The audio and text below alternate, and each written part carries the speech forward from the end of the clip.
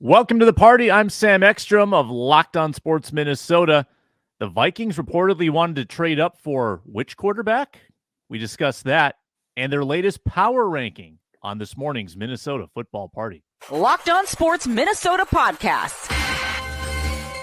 It's endless Minnesota Vikings talk with the diverse voices of your local experts. It's time for the Minnesota football party.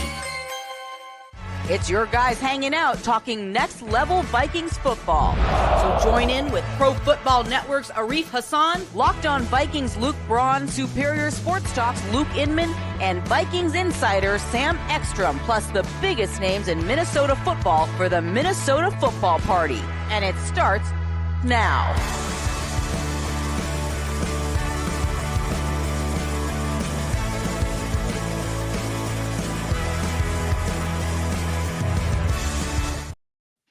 Wednesday edition of the Minnesota football party is coming at you right now. I'm Sam Ekstrom. I'm on Twitter at Sam Ekstrom, and I cover the Vikings here at Locked On Sports Minnesota.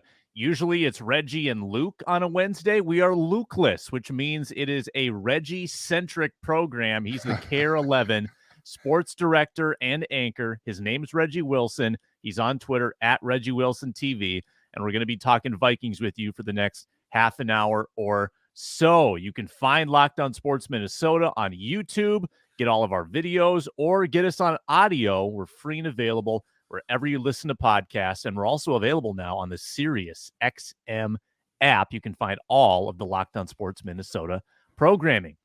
Reggie, we got plenty to discuss today. Who says it's a slow offseason for the Vikings? Reports that the Vikings wanted to trade up for Bryce Young. We'll dive into that possibility. Their UDFA class has been ranked top 5 in the NFL, and the Vikings power ranking dropped 6 points or 6 spots after the NFL draft. We'll dive into why coming up on today's show. But Reggie, the report yesterday that the apple of the Vikings' eye was not Will Levis, was not Anthony Richardson, as some speculated. It was the top prize. It was Bryce Young. And maybe the Vikings were crossing their fingers, knocking on wood that some of the whispering that Will Levis is going to go number 1 or CJ Stroud. The Vikings apparently were prepared to pounce for Bryce Young. Any surprise there, Reggie? And looking back, can you see a scenario where maybe Bryce Young would be a Viking if things had played out differently? Well, I mean, of course they fancy Bryce Young. I mean, who wouldn't? The guy went number 1 in the draft for a reason.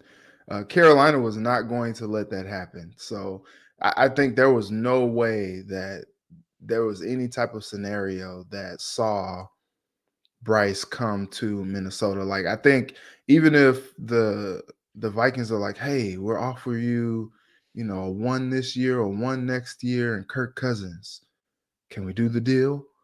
They're like, no. He's a guy that seemingly would have more of a future behind center than Kirk Cousins would, being that Kirk Cousins is now in his 30s.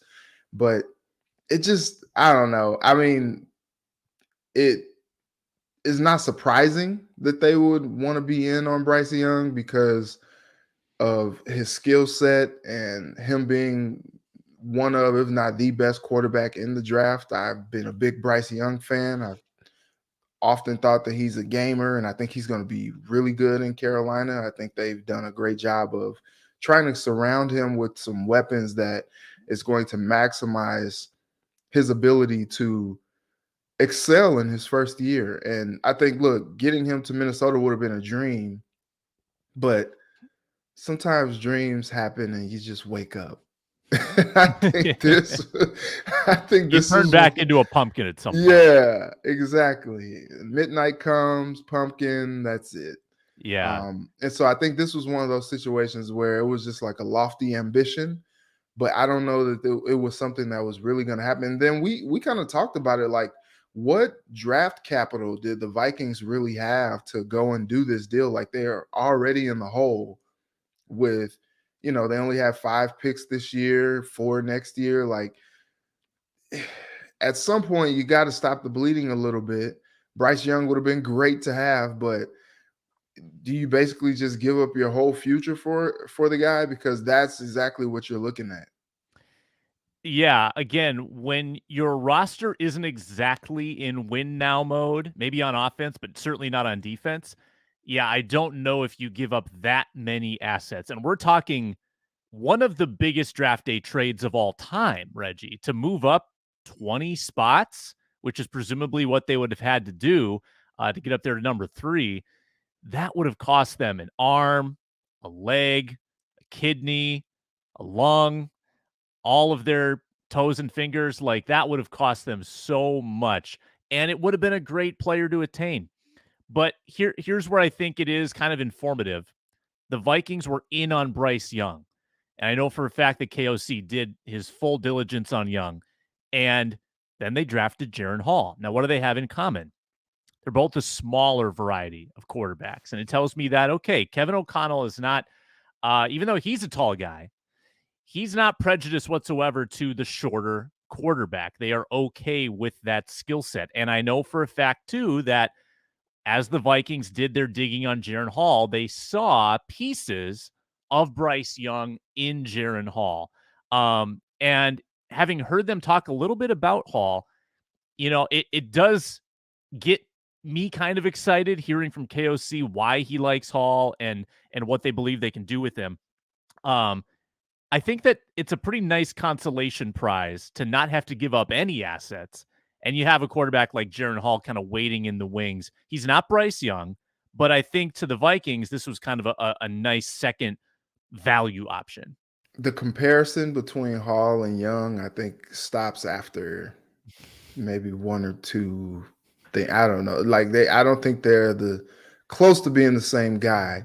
Yeah. I think Hall brings some juice, and I think people are excited about the juice that he brings. But man, just watching Bryce Young last year and the year before and all the crazy things that he was able to do to extend plays, and like, the dude was just a gamer. And I think out of all the Alabama quarterbacks that we've seen over the last 5+ years, like, the fact that he was the one that didn't win a ring just seems like malpractice or something. Like, it's crazy, because he was probably one of the best Alabama quarterbacks that we've ever seen. Yeah. And getting a chance to get a guy like that would have been phenomenal for the Vikings. But I mean, you get a guy like Jaren Hall, and I think it'd be fool's gold to think like, oh yeah, he's going to provide us with something that we would have gotten from Bryce. Like, the two guys are totally different. The arms are different. Just the way that they play the game and the way that they make plays is different. I think you have high hopes for Jaren Hall, but I don't know that the two guys are even close. Mm-hmm.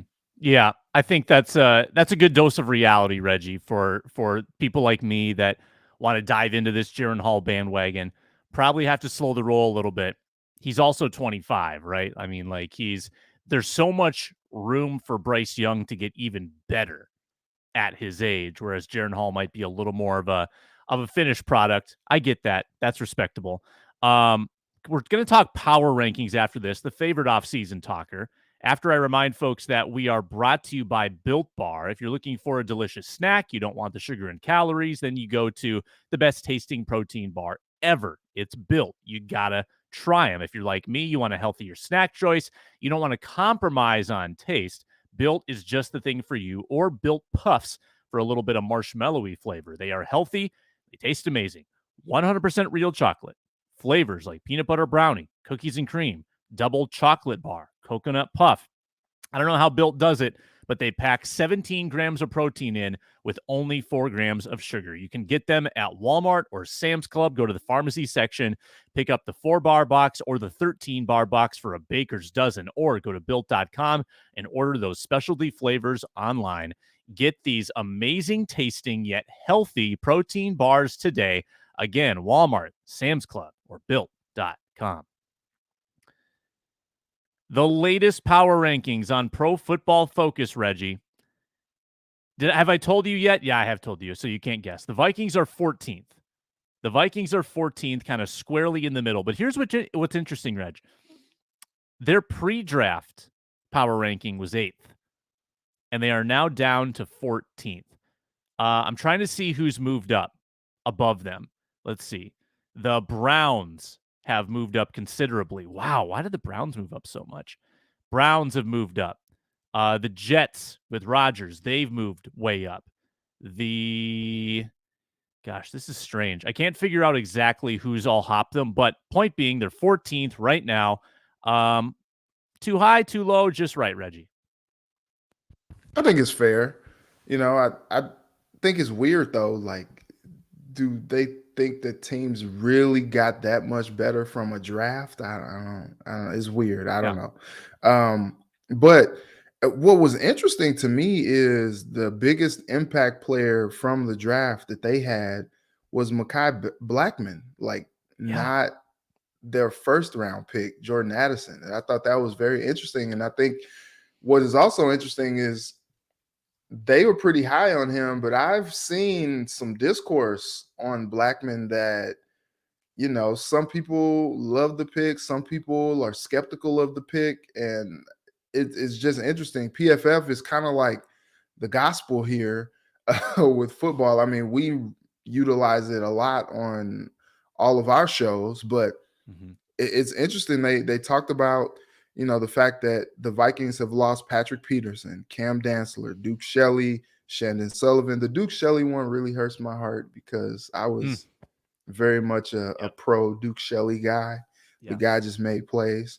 But it was saying that they need more depth at cornerback, which, look, I agree.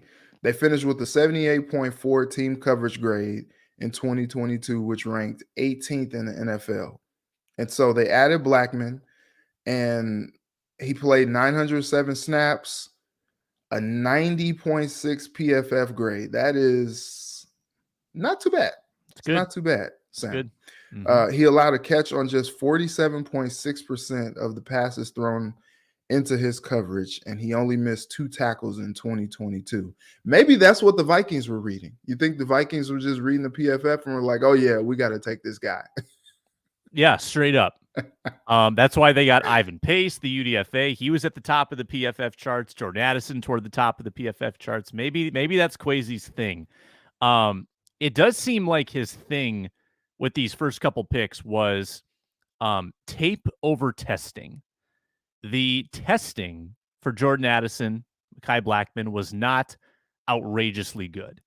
It was pretty average. Their size is average. But when you turn on the tape, I think that is what coaxed the Vikings into falling for Addison. And it's very evident that Addison can ball when you watch him on tape. It's obviously a little more subtle with cornerbacks and you're going to give up receptions. That's a no-brainer. But they like the way he runs. They like how sticky he is. That term's been used a lot. I don't know if I love the term sticky, but that's what they've used for Mekhi Blackman the last couple of weeks. And I'm excited to see it. And I think that he's in the mix. Like, I think if you get someone in the 3rd round to compete with last year's 2nd round pick, last year's 4th round pick, I feel like he's kind of on even standing with those other guys who are also injury prone. So we'll see what happens. But Reggie, as you pointed out in this list or on this little write-up by PFF, no Patrick Peterson, no Cameron Dantzler, no Duke Shelley, no Shandon Sullivan. Wouldn't you feel just a little better about this cornerback group if they had one of those players coming back? Duke Shelley, baby. Duke Shelley. The Duke. Yeah. I think the Patrick Peterson thing would have been a dream, if you will, but the money that they were just really tight on, I think Patrick Peterson would have loved to have come back, but I just think that they couldn't afford to have him back. And that's the tough part about that situation. So I think if there was a player to be had, and we've talked about it on this show, Duke Shelley. I mean, the guy just made plays, and it wasn't like he went out there and just really got a bag. Like, he could have been had. It's just, I think the tough thing is too, is they still have all this money tied up with not knowing what's going to happen with Za'Darius Smith, with Dalvin Cook, and they just didn't really have the pennies to pinch. And so is not ideal, when you're banking on two guys who had season-ending injuries last year, and Caleb Evans, or three guys really, Caleb Evans, Lewis Seen, and Andrew Booth.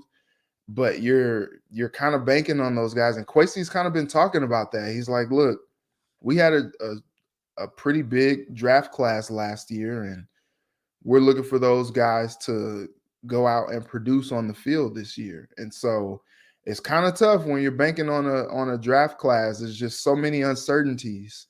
And Booth says that he feels good coming back. Seen looks like he's making his way back. Caleb Evans is excited to come back. He's changing helmets. He's trying to, do a better job with his tackling to kind of avoid some of the concussions and things like that.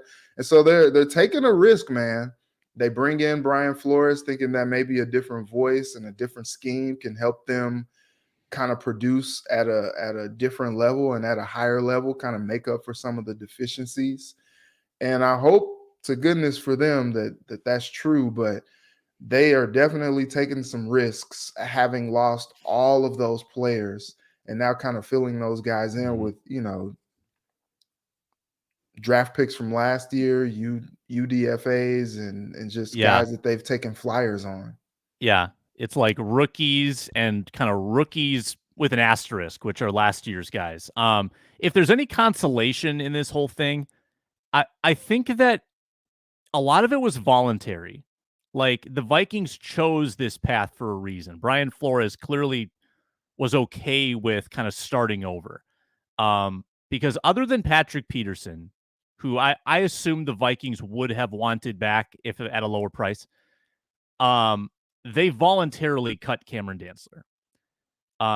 Duke Shelley sat on the free agent market for weeks and then signed for $1.3 million.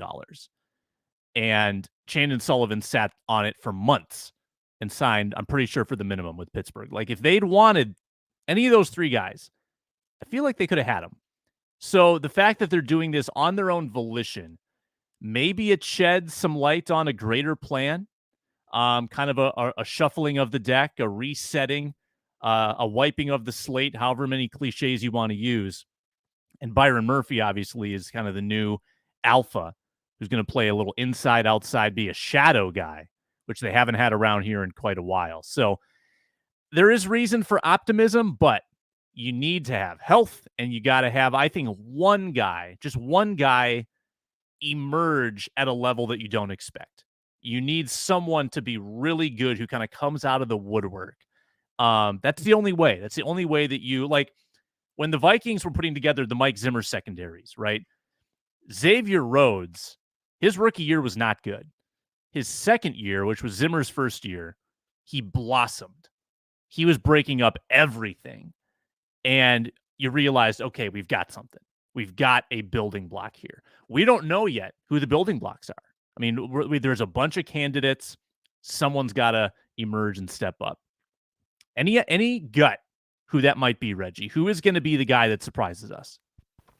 Look, man, I was high on the guy last year, and it just didn't work out for the time being. But Andrew Booth, like, you're talking about a guy who was projected to go as high as a first-round pick. And, he quote unquote fell to the Vikings in that second round. And so I think you got high expectations for him to go in there and make plays. And I think if he can stay healthy and stay on the field, he has the chance to do that. I also like the tape that I saw from Caleb Evans. I mean, he's a Mizzou guy just like me. So, obviously I'm rooting for him at the next level. But I think I understand where the Vikings are coming from, trying to get those two guys in the mix and on the field and playing good ball. Health is a big thing. Health is a huge thing with them.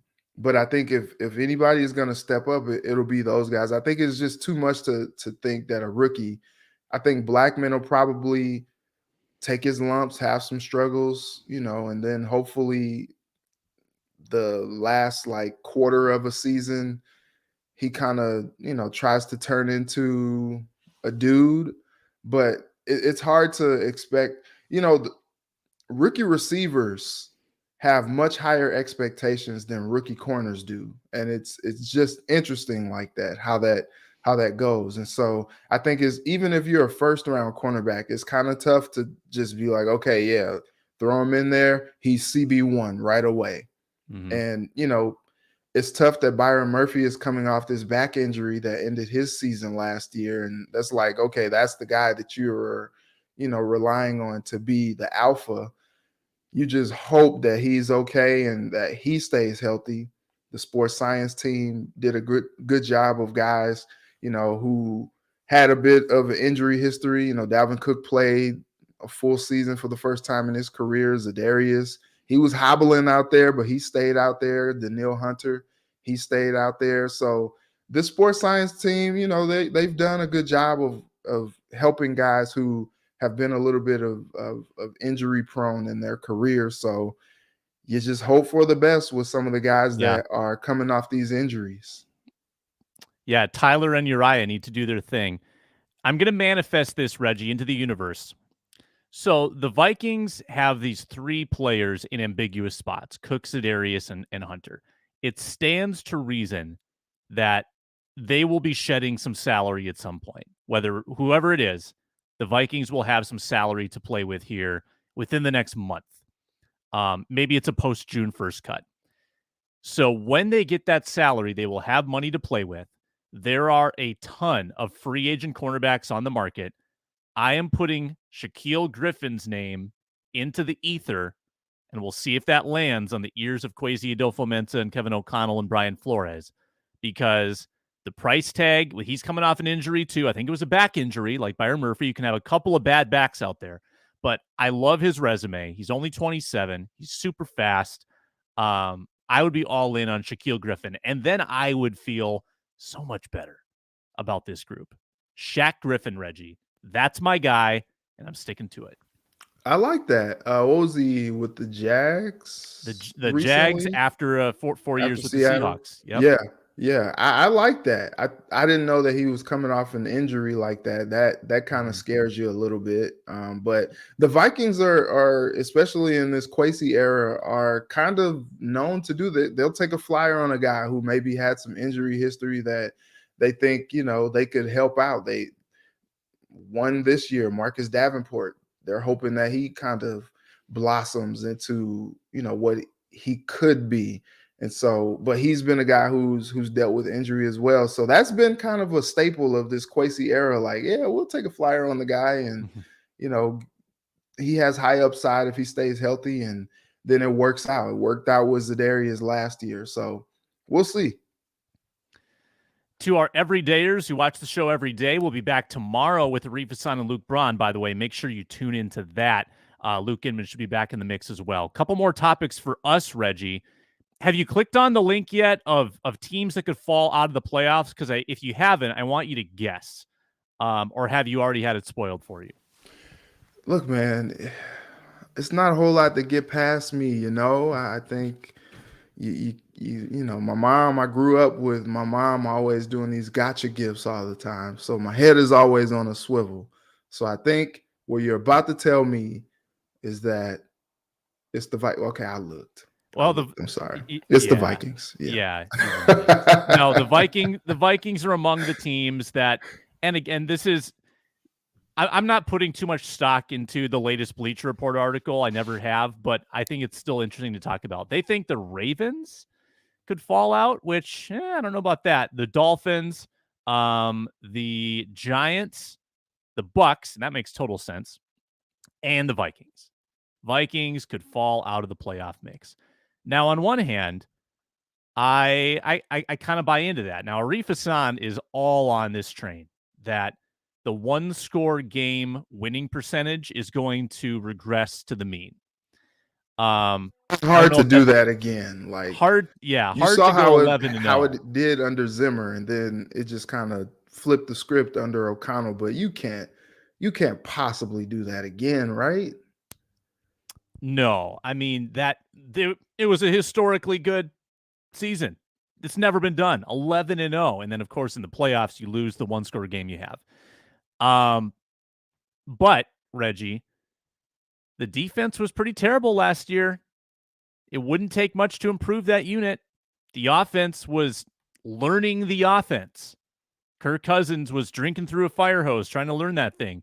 So can the Vikings offset the one-score game bad luck they're about to have with mild defensive improvement and offensive scheme knowledge? That has to be the calling card, I think, to avoid the regression. Yeah, so I think the play here too is you play the time of possession game. You know, you sign Josh Oliver, you re-sign Alexander Madison, re-sign Garrett Bradbury, and you're hoping that you can play keep away, but also you're hoping that you can just outscore all these teams. You know, you bring back Hawk, you bring back Osborne, Jefferson, you add Addison to the mix. And now you're like, okay, let's run it up. You know, Kirk has much more of a command of the offense in year two. He's kind of been on record talking about that, saying that it's kind of night and day difference. Last year, he was calling plays that he really didn't even know what they were. And now he's much more confident in this system. And so you hope that maybe makes a difference. And maybe that there's a way in which the Vikings are just scoring 30, 35 points a game because, you know, you can't double JJ because now you drafted a receiver in Addison who can make you pay if you want to put double coverage on Jefferson. You got Hawk, who is kind of like, you know, I look at Jefferson and Hawk as kind of how I looked at maybe like Hill and Kelsey. Like they're your 1-2 punches at wide receiver and tight end.